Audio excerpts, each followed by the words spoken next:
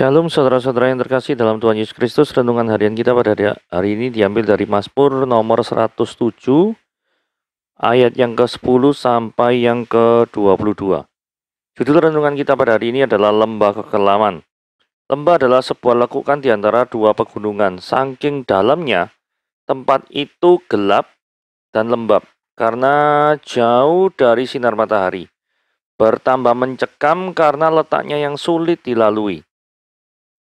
Terkadang lembah dijadikan sebagai sarang penjahat. Jadi amat berbahaya mengadakan perjalanan melewati lembah-lembah. Banyak orang menjadi takut untuk melaluinya dan itu sebabnya Alkitab menggambarkannya sebagai lembah kekelaman atau lembah bayang maut. Pemazmur menulis dengan pengalaman pahitnya ketika berada dalam lembah kekelaman. Yang dirasakannya hanyalah kelelahan, kekhawatiran maupun ketakutan. Segala usaha yang dilakukannya untuk keluar dari lembah itu seakan tertutup, tidak ada pertolongan. Apa yang dapat dilakukan? Pemazmur mengungkapkan perasaan hatinya. Dia akan bertahan dan terus mencari pertolongan Tuhan, dan dia berseru kepada Tuhan. 4 kali pemazmur dilepaskan dari segala penderitaan hidupnya oleh Tuhan. Di saat yang tepat ia menemukan jalan keluar dan kemenangan. Tuhan sendiri yang mengulurkan tangannya untuk membawanya keluar dari kegelapan dan kekelaman. Bahkan belenggu-belenggunya telah diputuskannya. Di waktu tertentu, mungkin Tuhan mengizinkan kita berada di dalam lembah kekelaman. Jika saat yang menyesakan itu tiba, ingatlah bahwa bukan berarti Tuhan tidak adil kepada kita. Justru lewat lembah kelam itulah kita diajar untuk ingat kepadanya. Seperti pemazmur, marilah belajar untuk tak berhenti berharap kepadanya. Justru di lembah kelamlah Tuhan memberi kita kesempatan untuk mengalami betapa hebat kuasanya yang menyertai kita. Di dalam lembah kekelaman sekalipun, kita akan tetap menyaksikan kesetiaan dan kehadiran Tuhan di dalam hidup kita. Oke, sekarang kita akan membaca. Bertobatlah selagi ada kesempatan. Kembali ke jalan yang benar. Oke. Mari kita baca Mazmur 107 ayat 10-22. Ada orang-orang yang duduk di dalam gelap dan kelam, terkurung dalam sengsara dan besi. Karena mereka memberontak terhadap perintah-perintah Allah dan menista nasihat yang maha tinggi. Maka ditundukkannya lah hati mereka ke dalam kesusahan, mereka tergelincir dan tidak ada yang menolong. Maka berseru-serulah mereka kepada Tuhan dalam kesesakan mereka, dan diselamatkannya lah mereka dari kecemasan mereka. Dibawanya mereka keluar dari dalam gelap dan kelam, dan diputuskannya belenggu-belenggu mereka. Biarlah mereka bersyukur kepada Tuhan karena kasih setianya, karena perbuatan-perbuatannya yang ajaib terhadap anak-anak manusia. Sebab dipecahkannya pintu-pintu tembaga dan dihancurkannya palang-palang pintu besi. Ada orang yang menjadi sakit oleh sebab kelakuan mereka yang berdosa dan disiksa oleh sebab kesalahan-kesalahan mereka. Mereka muak terhadap segala makanan dan mereka sudah sampai pada pintu gerbang maut. Maka berseru-serulah mereka kepada Tuhan dalam kesesakan mereka dan diselamatkannya lah mereka dari kecemasan mereka. Disampaikannya firman-Nya dan disembuhkannya mereka, diluputkan mereka dari liang kubur. Biarlah mereka bersyukur pada Tuhan karena kasih setianya, karena perbuatan-perbuatannya yang ajaib terhadap anak-anak manusia. Biarlah mereka mempersembahkan korban syukur dan menceritakan pekerjaan-pekerjaannya dengan sorak-sorai. Nah ini ya, apa yang terjadi dengan penista? Di dalam ayat 10 dikatakan ada orang-orang yang duduk dalam gelap dan kelam, terkurung dalam sengsara dan besi. Berarti ayat 10 ini mengindikasikan kondisi menyedihkan dari orang yang memberontak kepada Allah. Ayat 11 dikatakan, karena mereka tuh memberontak terhadap perintah-perintah Allah. Jadi Tuhan ngomong apa gitu langsung dia melakukan yang sebaliknya. Tidak suka hal-hal rohani. Nah ini, menista nasihat yang maha tinggi. Saudara, jangan pernah kita menista Tuhan kita. Maka yang terjadi adalah, apa yang akan terjadi pada seorang penista? Yang terjadi adalah kisah hidup dari seorang yang bernama Ahmed Didat. Ahmed Didat ini adalah seorang pendebat ya. Jadi dia adalah seorang pendebat yang seringkali mendiskreditkan agama Kristen. Pada tanggal 6 April tahun 1996, di hari Paskah di negara Australia, Ahmed Didat berbicara di depan orang banyak menyerang Injil kepercayaan Kristiani mengenai kematian dan kebangkitan Yesus Kristus. Biasanya kalau saya yang pernah baca debat dia dengan Josh McDowell, itu dia mengatakan bagaimana mungkin Yesus itu hidup, Yesus itu mati dikubur 3 hari 3 malam. Kan tidak 3 kali 24 jam. Nah, seperti itu ya. Saudara itu ya mudah sekali dijawab ya, karena cara orang Yahudi menghitung cut off hari itu berbeda dengan apa yang kita kenal sekarang, gitu ya. Jadi mereka tuh menganggap cut off-nya per jam 18. Jadi kalau misalkan hari Jumat, itu disalibkan hari Jumat jam 18 sampai jam matinya jam 3, terus kemudian jam 18 itu sudah dihitung 1 hari. Jam 18 hari Jumat sampai jam 18 hari Sabtu 24 jam. Jam 18 hari Sabtu sampai jam 6 pagi kira-kira, itu sudah 1 hari yang berbeda, jadi 3 hari. Karena kalau misalkan kita bertanya, apakah memang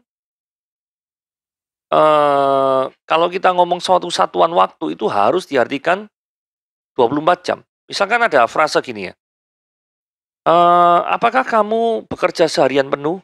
Oh iya ya, saya sepanjang hari ini bekerja dengan sangat-sangat keras.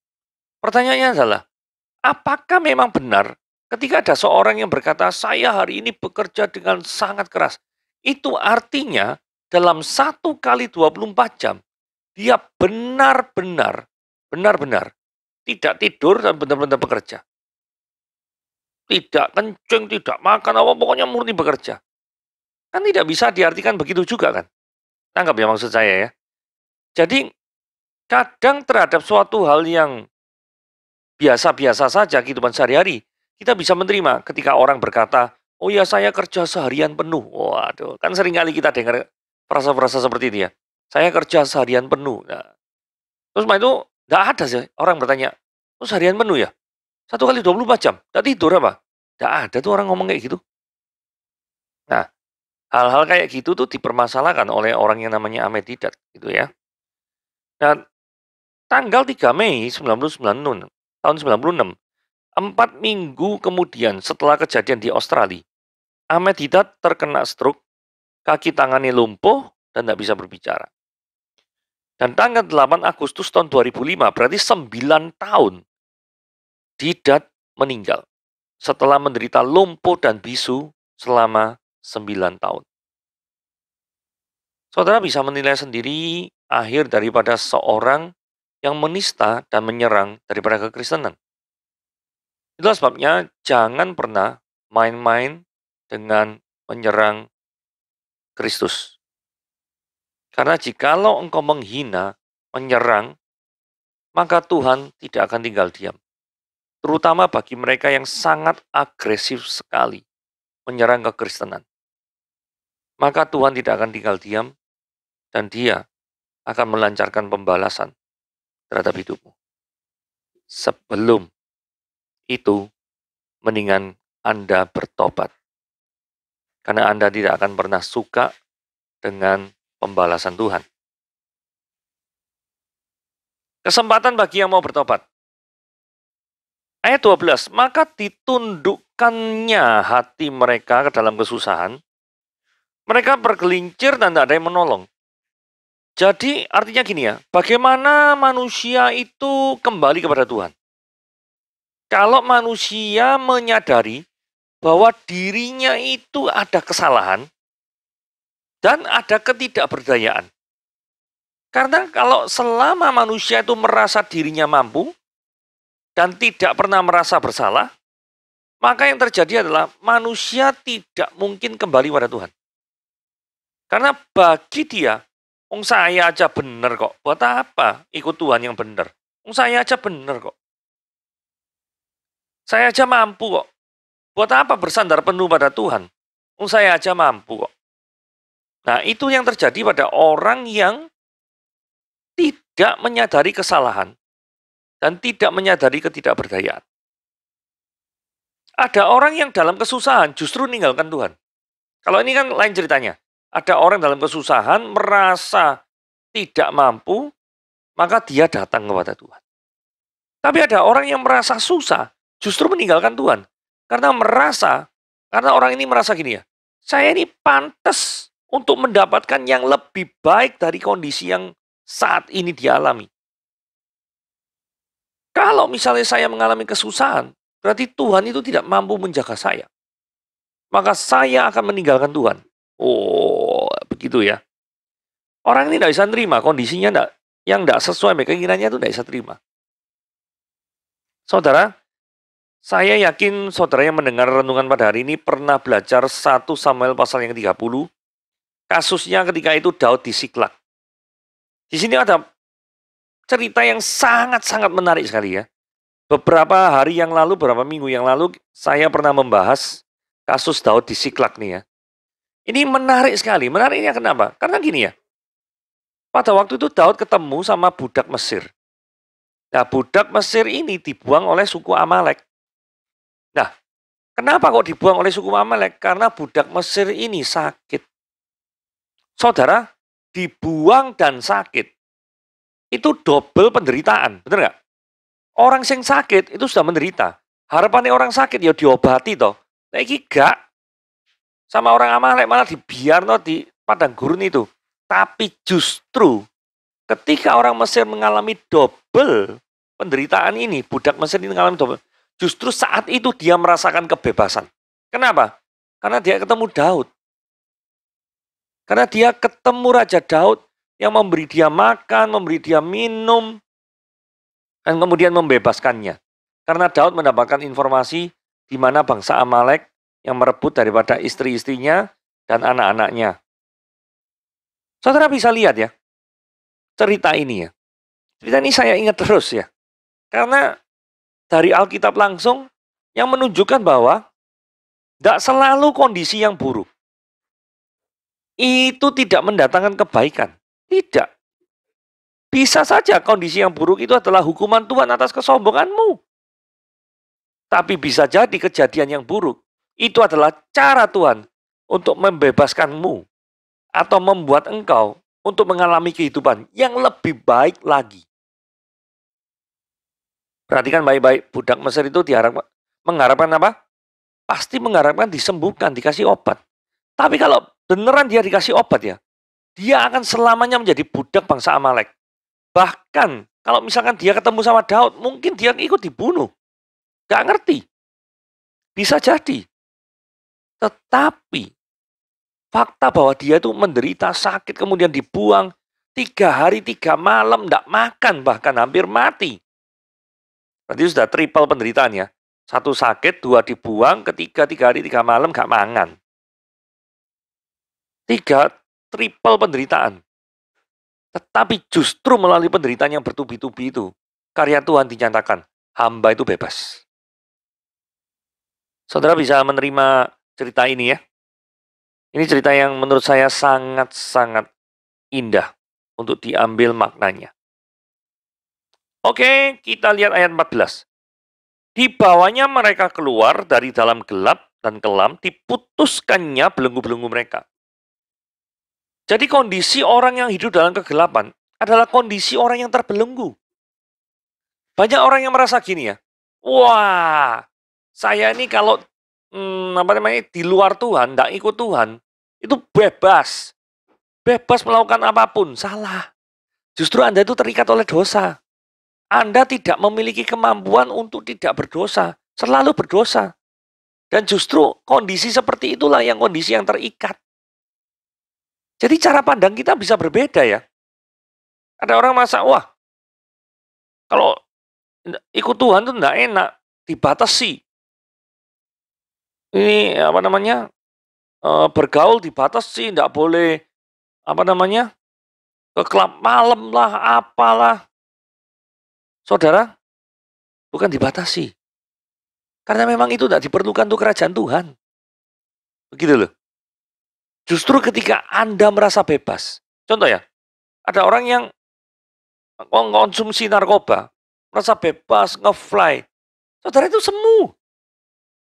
Bisa tertawa, bisa merasa bebas, bisa merasa enak, itu semu. Pertanyaannya, apakah di dunia nyata Anda merasakan seperti itu? Jawabannya tidak, bukan. Jadi Anda merasakan apa? Kebahagiaan semu. Justru itu yang jadi belenggu-belenggumu.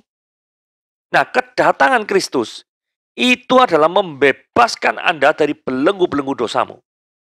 Jadi siapakah penyelamat kita? Tuhan, bukan yang lain. Jadi siapakah pembebas kita? Tuhan, tiada yang lain.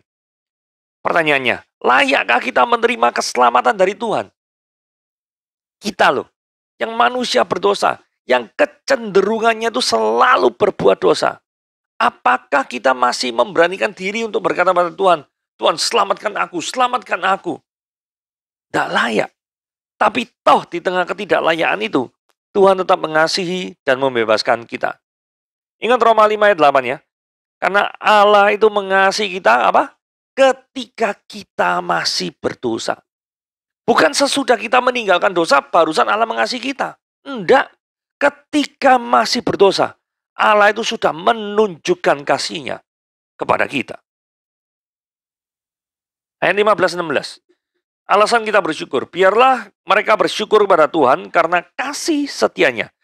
Saudara, ketika seorang itu menerima keselamatan di dalam Tuhan, diterima kembali dari kehidupan lembah kekelaman, menjadi kehidupan yang terang benderang. Apa yang bisa saudara lakukan? Pasti bersyukur, bukan? Pertanyaannya, pernahkah saudara bersyukur atas hal ini? Seringkali orang bersyukur itu gini ya, Tuhan terima kasih karena Engkau telah sembuhkan saya dari sakit COVID. Tidak apa-apa, memang benar. Tuhan terima kasih karena saya di tengah pandemi ini misalkan ya, ada orang-orang tertentu yang misalkan dapat rezeki nomplok misalkan. Ada orderan yang tetap melimpah misalkan seperti itu ya. Nah, tidak apa-apa. Bersyukur terhadap hal-hal itu oke. Tetapi pernahkah saudara bersyukur dalam hal satu ini loh? Satu ini itu apa? Bersyukur karena kok bisa ya? Saya yang berdosa ini dipilih oleh Tuhan. Dikasih oleh Tuhan. Diizinkan di dalam dunia yang sementara ini. Untuk mengenal Kristus. Sementara orang lain tidak. Padahal apa baiknya saya dibandingkan orang lain? Bahkan mungkin saya lebih buruk daripada orang lain. Toh Tuhan tetap mengasihimu. Nah, atas dasar hal ini loh. Pernahkah kita bersyukur? Jika belum, marilah kita nanti setelah renungan ini mengucap syukur pada Tuhan. Karena dengan memahami ini kita bisa mengerti betapa besar cintanya Tuhan kepada kita.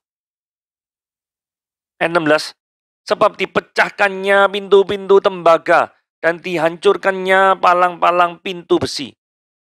Saudara, ini melambangkan keterikatan, keterkungkungan ketika Anda hidup dalam kegelapan. Seperti yang saya katakan, banyak orang merasa bebas hidup dalam dosa. Justru karena itu terikat. Buktinya firman Tuhan ngomong apa? Dihancurkan palang-palang pintu. Berarti sebelumnya palang-palang pintu itu menjadi boundary, menjadi batasan. Jadi selama ini saudara terikat sama apa?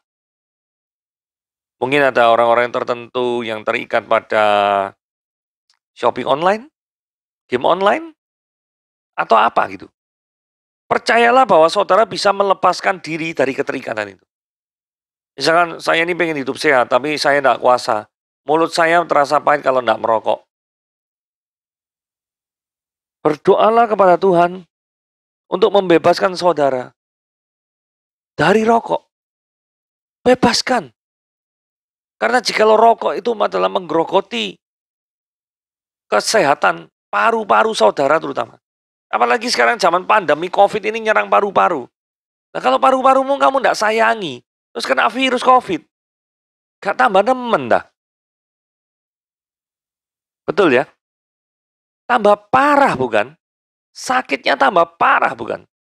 Tinggalkan kebiasaan merokokmu. Saudara tidak perlu sayang terhadap berapa pak yang Anda belum gunakan untuk merokok. Tinggalkan. Tinggalkan itu semua. Jangan biarkan saudara lebih sayang rokok daripada hidupmu. Jangan. Tinggalkan. Mari kita hidup sehat untuk kemuliaan nama Tuhan. Nah, kalau kita baca ayat 17 sampai 22, dan kita bandingkan dengan ayat 10 sampai, ini bukan 15, sebenarnya ayat 16 gitu ya. Itu ternyata ada repetitif, pengulangan yang diparalelisasi. Gitu ya. Coba kita lihat ya. Coba kita lihat. Nah, kalau saudara lihat ini ayat 10 ya. Ada orang-orang yang duduk di dalam gelap dan kelam. Nah, ini saya padankan dengan, ini kan orang-orang duduk dalam kegelapan. Sesuatu yang negatif. Ayat 17 juga menceritakan frase negatif. Ada orang-orang yang menjadi apa? Sakit. Mereka muak terhadap segala makanan. Sakit. Muak. Tidak ada nafsu makan terhadap, tidak ada sesuatu yang menggairahkan, sesuatu yang positif. Kemudian kita bertanya-tanya, mengapa kok ada kenegatifan ini, kenapa? Karena jawabannya apa? Mereka berontak terhadap apa? Perintah-perintah Allah. Sehingga ayat 17 juga ngomong gitu. Kenapa kok ada orang sakit? Kenapa kok ada orang muak terhadap makanan? Jadi nggak ada selera gitu. Oleh sebab apa? Kelakuan mereka yang berdosa. Dan mereka apa? Disiksa oleh sebab kesalahan-kesalahan mereka. Artinya apa? Ini paralel. Kemudian ayat yang 10b, terkurung dalam sengsara dan besi. Artinya terpenjara, gitu ya. Dibatasi oleh sesuatu. Ayat 18 juga demikian ngomongnya. Mereka sudah sampai ke dalam pintu gerbang maut. Ada sesuatu yang membatasi mereka. Sehingga mereka tidak mungkin tidak untuk masuk ke dalam pintu gerbang maut. Jadi ada sesuatu yang membatasi mereka. Jadi ayat 10-11 ini ya, itu merupakan paralel dari 17 sama 18. Ada suatu repetitif di sini. Nah, berikutnya ya. Ini ayat 13 sama ayat 19 persis plek. Maka berseru-serulah mereka kepada Tuhan ini, maka berseru-serulah mereka kepada Tuhan sampai ini ya, dari kecemasan mereka, ini persis dari kecemasan mereka. Jadi benar-benar ini sastra ya, gaya sastra yang diulangi. Terus dibawalah mereka keluar dari dalam gelap dan kelam, dan diputuskannya belenggu-belenggu. Nah, ini adalah ayat 14 ini menceritakan apa sih yang dilakukan Tuhan kepada orang-orang yang hidup dalam kegelapan. Jawabannya apa? Tuhan akan membawa mereka keluar dari kegelapan. Sementara kalau kita ayat 20, apa sih yang dilakukan Tuhan? Kan ini orangnya jangan berseru-seru. You know? Nah, berseru-seru Tuhan merespon. Nah, saya tanya, apa sih respon Tuhan terhadap seruan-seruan orang yang di ayat 19? Disampaikannya firman-Nya dan disembuhkannya mereka. Diluputkannya mereka dari liang kubur. Artinya adalah dibebaskan. Dibebaskan. Jadi apa yang Tuhan lakukan itu membebaskan. Itu sebabnya disebut dia adalah sang pembebas kita dari belenggu-belenggu dosa. Ini ya, diputuskannya belenggu-belenggu mereka. Berarti ada sesuatu yang mengikat kemudian diputus. Kalau ini adalah diluputkannya mereka dari liang kubur. Artinya apa? Artinya dibebaskan dari sesuatu yang menjadi tujuan akhir orang yang berdosa, yaitu apa? Liang kubur. Maksud anggap ya di sini ya. Nah, ayat 15 sampai 21 ini persis kayak sebelumnya ayat 13 sampai 19. Yaitu apa? Persis plek. Biarlah mereka bersyukur. Biarlah mereka bersyukur sampai terhadap anak-anak manusia. Terhadap anak-anak manusia. Persis sekali. Kemudian ayat 16 sampai 22. Nah, ini agak beda. Ayat 16 dikatakan sebab dipecahkannya pintu-pintu tembaga dan dihancurkannya palang-palang besi. Nah, Nuansa ayat 16 ini sama dengan nuansa ayat 14. Yaitu apa? Ada pintu belenggu, manusia itu terikat dalam lembaga kekelaman, kemudian peran serta Tuhan adalah apa? Membebaskan, sebab dipecahkannya pintu-pintu tembaga. Jadi nada daripada ayat 16 dan 14 itu sama. Ayat 22 agak berbeda. Ayat 22 itu mendorong orang-orang yang sudah menerima keselamatan itu memberikan korban syukur, menceritakan pekerjaan-pekerjaannya dengan sorak-sorai. Jadi jangan sampai ketika Tuhan itu berbuat sudah all out dalam kehidupan kita, tetapi kita tidak pernah mengucap syukur terhadap hal itu. Gitu ya. Oke.